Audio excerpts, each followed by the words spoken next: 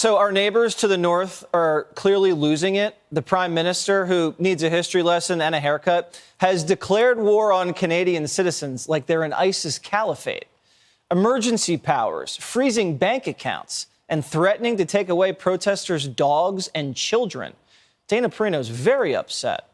It's getting so bad up there. Man, you are a hero! You are a hero! Thank you for doing this! Yes, freedom! Freedom! We love you. Thank you! Upon our governments to restore the rights and freedoms to all Canadians. How? 1. End all vaccine mandates for all Canadians, truckers, travelers, employees, healthcare workers, law enforcement agents, and soldiers. Number 2. Cancel provincial and municipal vaccine passports and masking requirements. Number 3. End all state of emergency declarations.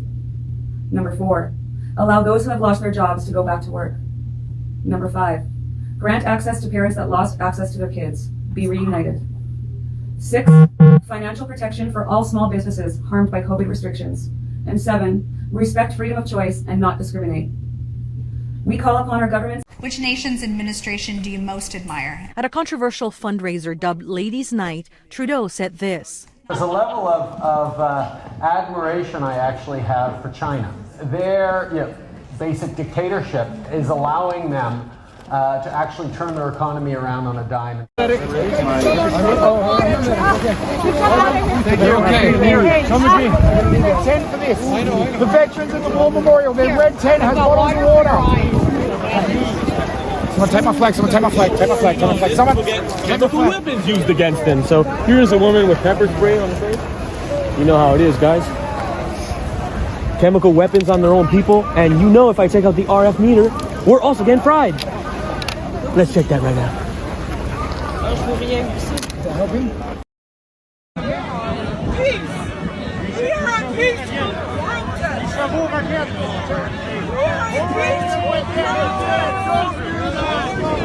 hold the line! Here comes the horses. Yeah, the horses are coming.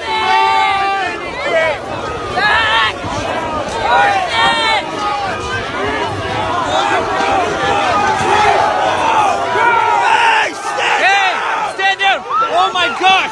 Oh my goodness! Oh my goodness! Look what you did! Look what you did to her! Look what you did to her! Look what you did to her!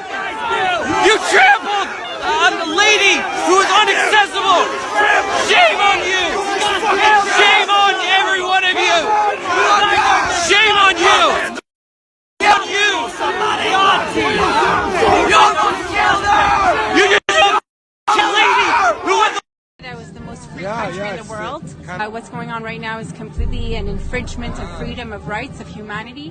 Government forces are even targeting innocent gelato shops. I heard about a group of people that were willing to drive all the way across the country in below 30 weather to gather peacefully in front of Parliament and to stand up for their beliefs and to say, you know, maybe this whole mandating the existence out of everyone needs to be revisited.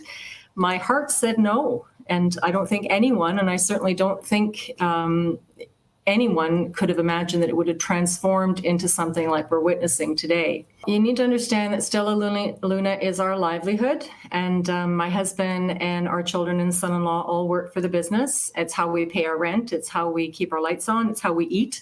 We feel very passionately about eating.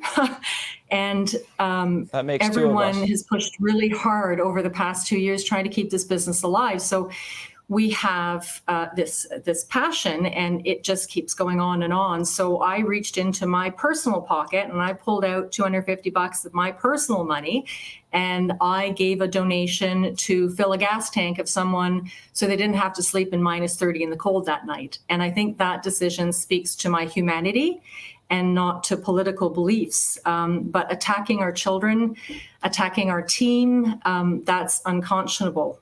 And I think never in my 56 years have I ever experienced a country so divided, so full of hatred towards friends and neighbors. Sorry, I lost you there.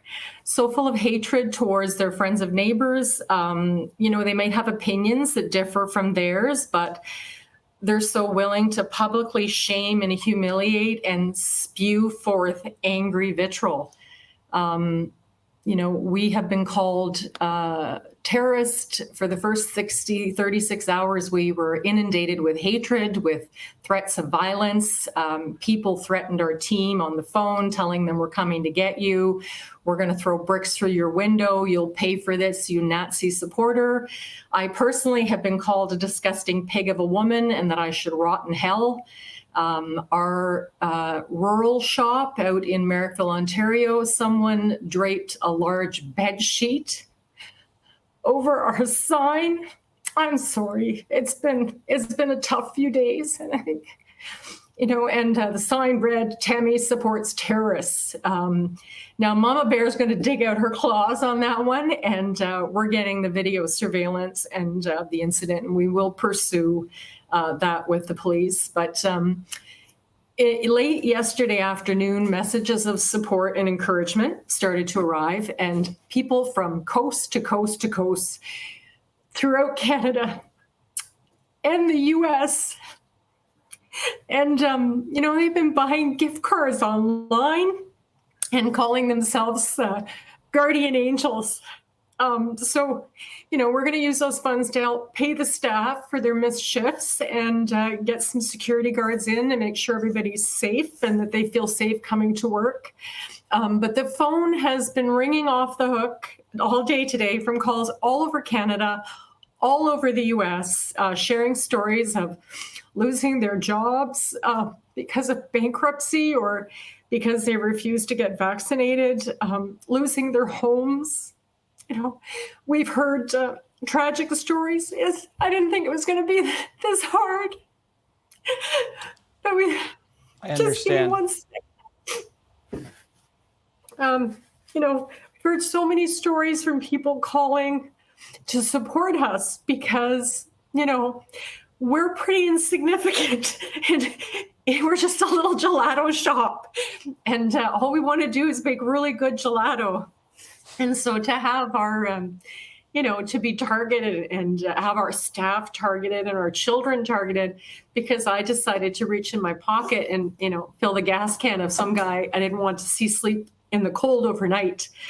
But our kids arrived at the shop today and there were heart-shaped balloons hanging from the door handle and the window was covered with little sticky notes and they were all these inspirational messages of encouragement. I think our favorite, which sums it up in a nutshell, so to speak, was somebody said, "Pistachios before politics." That's wonderful. Well, Tammy, you are such a perfect person.